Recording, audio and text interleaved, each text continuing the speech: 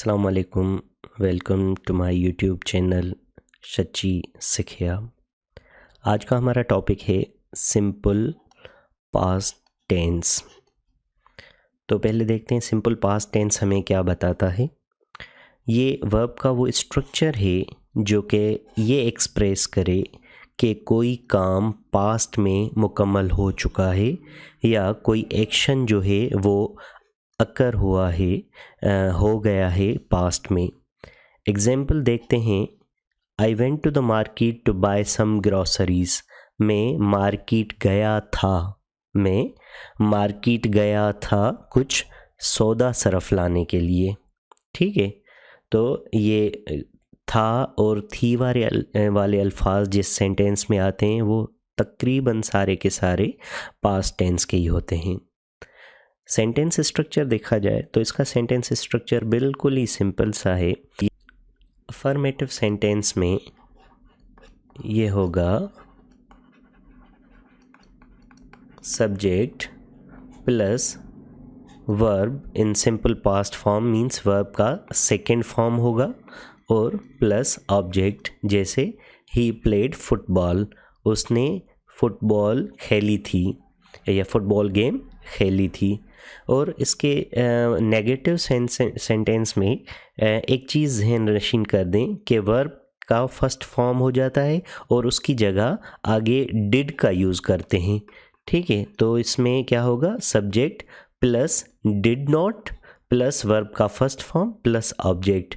कई मरतबा हम ये मिस्टेक कर देते हैं कि नेगेटिव सेंटेंस लिखते हुए डिड लगाते हैं और उसके बाद भी सेकंड फॉर्म वर्ब का यूज़ कर देते हैं, तो ऐसा आपने बिल्कुल भी नहीं करना। Example, he did not play football. उसने फुटबॉल गेम नहीं खेली थी। ठीक है, इसी तरीके से इंटेरोगेटिव सेंटेंस में क्या होगा, इंटेरोगेटिव सेंटेंस में डिड आ जाएगा आगे। ठीक है, डिड आ जाएगा आगे, उसके बाद सब्जेक्ट, फिर base form of the verb first form, उसके बाद object and it ends with a question mark.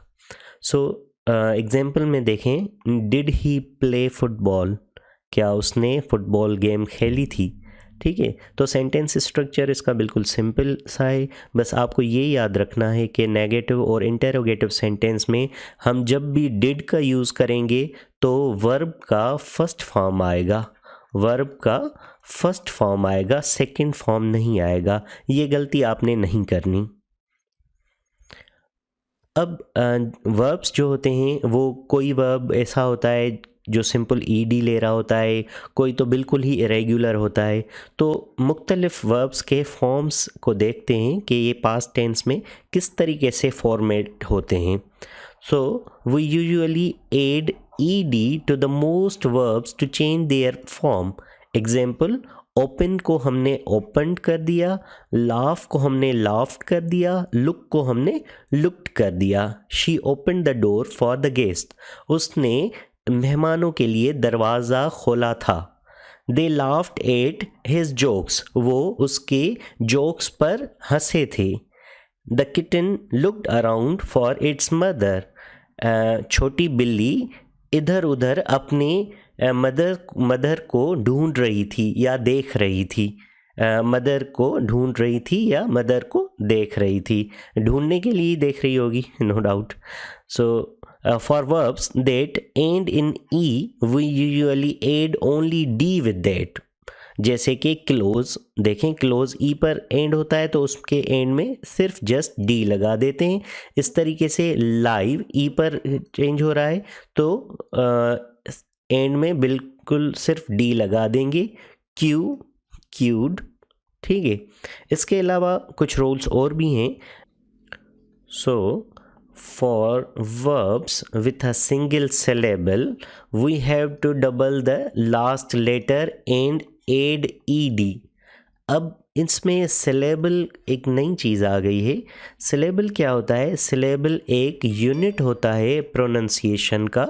ठीक है, वो यूनिट प्रोनंसिएशन का एक्चुअली वर्ड का हिस्सा होता है। उसमें एक कम से कम एक वॉवल होना चाहिए। ठीक है, एक वॉवल होना चाहिए और उसके इर्द गिर्द दूसरे कॉन्सोनेंट्स हो सकते हैं और नहीं भी हो सकते। जैसे कि हमारे पास एक वर्ड है बुक, ठीक है।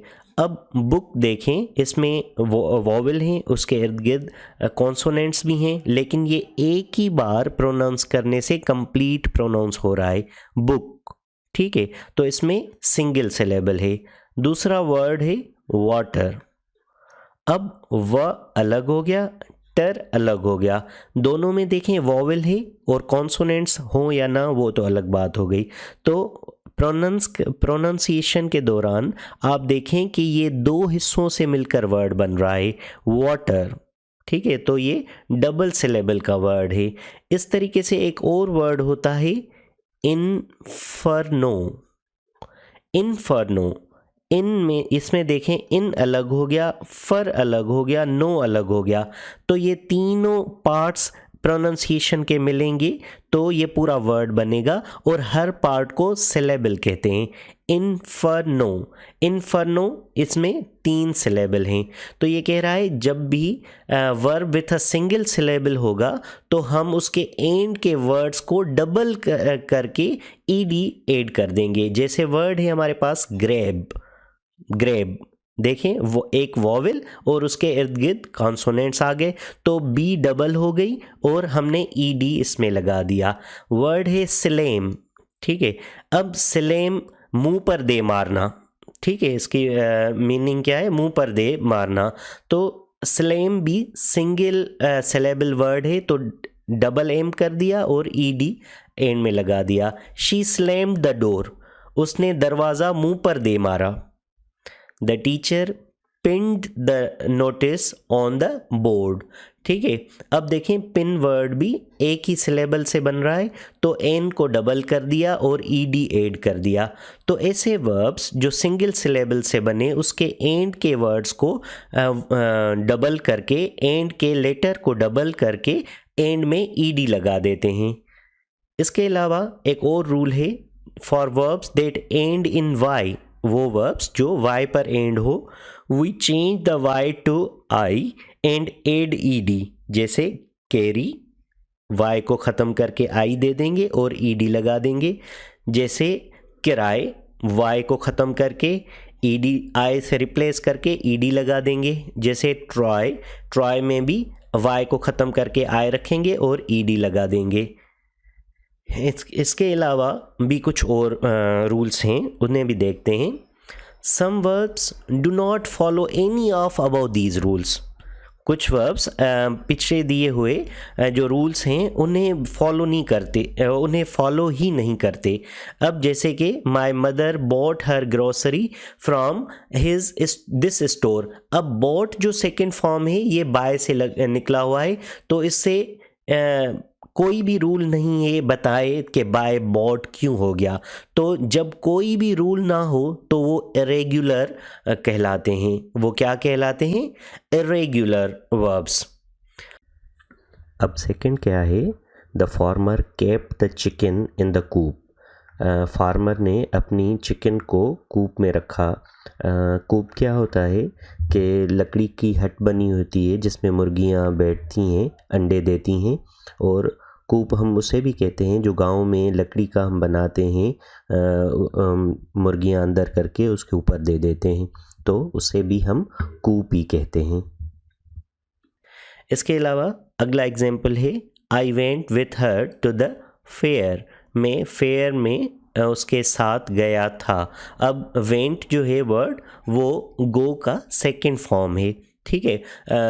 तो आप देखें बाय हो वर्ड, कीप हो या गो हो, इसके सेकंड फॉर्म में कोई भी रूल नहीं है। हमें पता नहीं चल रहा कि गो गोड क्यों नहीं हुआ, वेंट क्यों हुआ, कीप कीप्ड क्यों नहीं हुआ, केप्ट क्यों हुआ, बाय बाइड नहीं हुआ, बॉट क्यों हुआ। तो ये सारे वर्ब्स, इस टाइप के सारे वर्ब्स हम उन्हें क्या कहते हैं? Irregular verbs. क्या कहते हैं? Irregular verbs.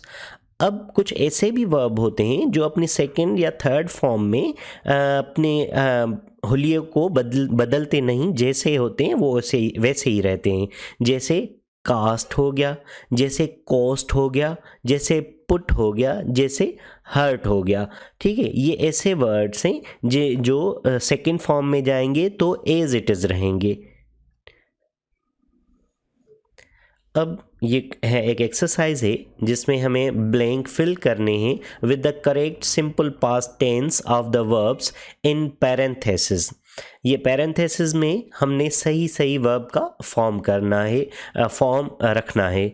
She a verb है गो, होम अलोन, तो सेकंड फॉर्म क्या होगा गो का? Went. The wind below through out the night, अब बिलो का सेकेंड फॉर्म है बिल्यू और ये भी इरेगुलर वर्ब है। ड्रॉप का सेकेंड फॉर्म है ड्रॉप। अब देखें, अगर हम देखें तो ड्रॉप जो है वो एक ही सिलेबल में आता है तो पी को डबल कर देंगे और एंड में ईडी लगा देंगे। The princess ball roll into the well, तो रोल का सेकेंड फॉर्म क्या होगा? Rolled into the well. A frog jumped into the well and brought it back to her। ठीक है, bring का सेकेंड फॉर्म brought होता है। Jake got the highest grade in his English class, get का second form got होता है। The party began at 8 PM। ठीक है, begin का सेकेंड फॉर्म began होता है। He sold his old car and bought a new one। Sell का second form sold होगा, बाय का second form bought. Jake climbed up the ladder carefully। Jake ladder पर बड़े ध्यान से चढ़ा था। Who shut all the windows, shut का सेकेंड फॉर्म सेम होगा तो who shut all the windows, सारी की सारी विंडोज किसने बंद की थी। तो ये एक्सरसाइज के साथ हमारा सिंपल पास्ट टेंस कंप्लीट हो गया।